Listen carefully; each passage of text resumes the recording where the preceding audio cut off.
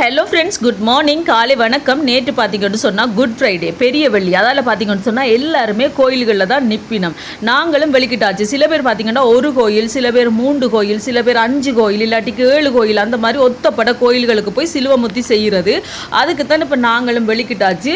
உண்மைக்கு லைனில் நின்று இவ்வளோ வயசான ஆட்கள், சின்ன பிள்ளைகள் எல்லாம் லைனில் நின்று முத்தி செய்கிறத பார்க்கக்கூடிய மாதிரி இருந்துச்சு. என் மகனை கூட நாங்கிட்ட நேலாட்டிக்கு இருக்கிறியாண்டா இல்லையம்மா, நின்று லைனில் நின்று முத்தி செய்கிறது தான் அது எங்களுக்கு பிளஸிங். அப்படி வயசான ஆட்கள் எல்லாருமே கால் கடுக்க நின்று முத்தி செய்துச்சுன்னா தெரியுமா நண்பர்களே. இப்போ நாங்கள் முதல் எங்கே வந்திருக்கிறோம்டா சென்ட் ஜேம்ஸ் கிட்ட தான் வந்திருக்கிறோம். புனித யாகப்பர் கோயிலுக்கு தான் வந்திருக்கிறோம். இந்த சர்ச் பார்த்தீங்கன்னா இப்போ நல்லா திருத்தி பார்க்கவே அப்படி ஒரு வடிவாக இருக்குது. உங்களுக்கு டைம் கிடைச்சா கண்டிப்பாக நீங்கள் சென்ட் ஜேம்ஸ் கிட்ட போய் பாருங்கள்.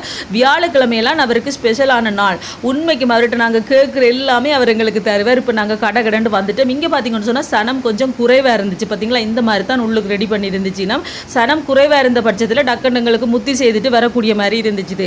வெளியில் பார்த்தீங்கன்னு சொன்னால் குதிரையில் சென்ட் ஜேம்ஸ் இருப்பார். அவரை பார்க்கும்போது மனசுக்கு அப்படி ஒரு இதமாக இருக்கும். நாங்கள் கேட்குற எல்லாமே அவர் கேட்குற மாதிரி இருக்கும். எல்லாமே தருவார். கண்டிப்பாக உங்களுக்கு டைம் கிடைச்சா நீங்கள் சென்ட் ஜேம்ஸ் கிட்ட போய் பாருங்கள், சரியா.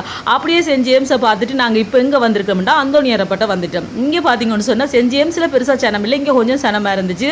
அப்படியே முத்தி செய்துட்டு அப்படியே எங்கே வந்திருக்கோம்னு சொன்னால் வேளாங்கண்ணி அம்மா கோயில் இந்த மாதிரி தான் ரெடி பண்ணி இருந்துச்சு. நம்ம பார்த்தீங்களா, அதுக்கு பிறகு இதங்கிட்ட வியாகுல மாதா கோயில். வியாகுல மாதா கோயிலே இந்த மாதிரி ரெடி பண்ணி இருந்துச்சுன்னா கடைசியாக நாங்கள் 5வது கோயில் எங்கே வந்திருக்கோம்னு சொல்லி பார்த்தீங்கன்னா லூசி அம்மா கோயிலுக்கு தான் வந்திருக்கோம். அங்கே தான் சனம் என்ன சனம்னு சொல்கிறீங்க, கொட்டே நான் சந்தி மட்டும் சனம் இருந்துச்சு. நாங்கள் அப்படியே நின்று லைனில் தான் போய் முத்தி செஞ்சோம்.